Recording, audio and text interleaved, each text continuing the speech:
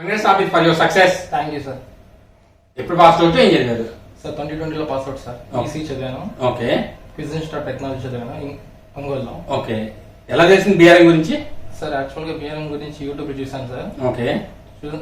చూడంగానే first interest వచ్చింది, అసలు ఎలా ఉంది ఏమంత అని చూడటానికి వచ్చాను. ఓకే. ఎలా ఉంది 2 months of journey with BRM? చాలా బాగుంది సార్, అసలు ఎక్స్పెక్ట్ కూడా చేయలేదు. ఓకే. స్టార్టింగ్ 0తో వచ్చాను సార్, కానీ వెళ్ళేటప్పుడు సంథింగ్ నేర్చుకొని వెళ్తున్నాను. ఓకే.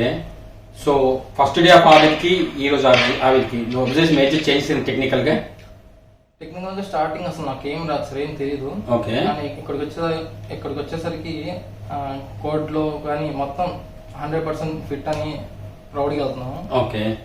సో నార్మల్ ట్రైనింగ్స్ కి బీఆర్ఎన్ ఇన్కోటిక్ ట్రైనింగ్ కి అబ్జర్వ్ చేసే మేజర్ చేంజెస్ ఏంటి, డిఫరెన్సెస్? యాక్చువల్ గా బయట ట్రైనింగ్ అంటే 1 గంట చెప్పేసి ఇంత అమౌంట్ అని తీసేసుకొని నార్మల్ వదిలేస్తారు సార్. కానీ ఇక్కడ కట్టిన ఫీజ్ కి 100% వాళ్ళు న్యాయం చేస్తున్నారు. ఓకే. కంపల్సరీ 8 hours ఇక్కడికి వస్తే 8 hours వర్క్ చేసి వెళ్ళాలి. ఓకే. అక్కడే మాకు 100% మాకు వచ్చేసిద్ది. ఓకే. దాని మీద గ్రిప్ వచ్చేసిద్ది, జాబ్ వచ్చేసిద్ది. ఓకే. సో యూట్యూబ్ లో చాలా సక్సెస్ స్టోరీస్ చూసాను. ఈ సక్సెస్ స్టోరీ కూడా యూట్యూబ్ లో రాబోతుంది. How do you feel now? నేనైతే ప్రౌడ్ గా ఫీల్ అవుతున్నాను సార్, ఎందుకంటే 0తో వచ్చి ఏదో ఒకటి తీసుకెళ్తున్నాను. ఓకే. అదైతే అసలు అది కాక మంజునాథ్ సార్ అయితే స్టార్టింగ్ అయితే అసలు షివరింగ్ వచ్చేసి అసలు మాట్లాడలేను.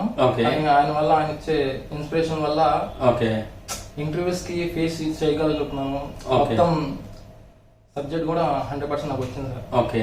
జాబ్ లేకుండా ఇబ్బంది పడే వాళ్ళకి లేదా మంచి కెరీర్ గా ఉంటుంది, నువ్వు ఇచ్చే సజెషన్ ఏంటి? సజెషన్ ఏం లేదు సార్, బీఆర్ఎంకి వస్తే 100% జాబ్ తో వెళ్తారు. ఓకే. 100% ఎఫర్ట్ కూడా పెట్టాలి దాంట్లో. Okay. Anyways thanks for feedback and all the best for future. Thank you sir.